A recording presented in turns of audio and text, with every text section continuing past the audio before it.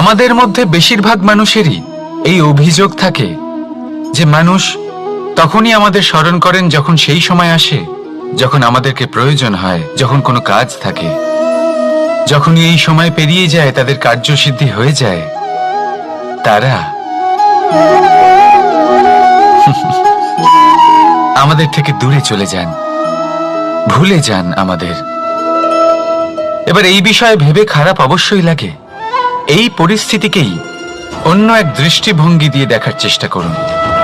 মনে রাখবেন, মানুষ প্রদীপের সন্ধান তখনই করেন যখন তার জীবনে অন্ধকার থাকে। আপনি প্রসন্ন হয়ে উঠুন, কারণ আপনার কাছে সেই সুযোগ আছে যে কারোর জীবনে প্রকাশের কিরণ আনতে পারছেন, কাউকে সঠিক পথ দেখাতে পারছেন, কারোর সহযোগিতা করতে পারছেন, এই পুণ্য অর্জন করতে পারছেন। কারোর থেকে